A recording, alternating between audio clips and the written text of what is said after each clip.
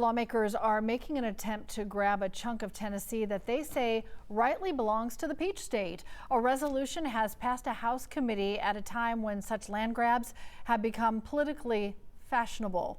11 Alive's Doug Richards has more on what some Georgians want and why. From a road straddling the current state line in northwest Georgia, one can see the shimmering water of the Tennessee River, a resource Georgia cannot directly access to slake the thirst of its growing population. And as a Georgian, I want everything that's entitled to Georgians. That natural resource is the biggest reason Republican Martin Momtahan wants to form a state commission to work with Congress to move the state line northward ever so slightly enough to access the Tennessee River. We know where it's supposed to be, but it just ain't there today. In 2013, we took a short walk to the west to see the marker in the woods that shows where the three state lines of Georgia, Alabama, and Tennessee meet.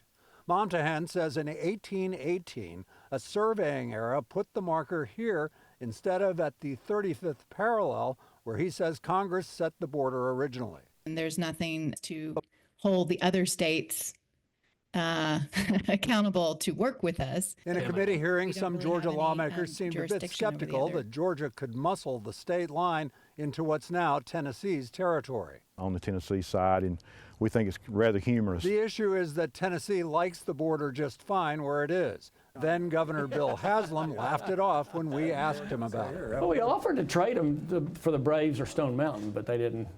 I'm teasing. But Momtahan says the new president, who fancies new territory in Canada, Panama, and Greenland, lends credence to what he says is a legitimate turf battle.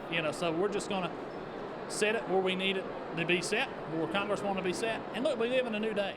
The Tennessee border measure did not cross over, but it did pass a House committee, and it could pass the legislature this year or next. It's a long game for an issue that's been around for 207 years. At the Capitol, Doug Richards, 11 Alive News.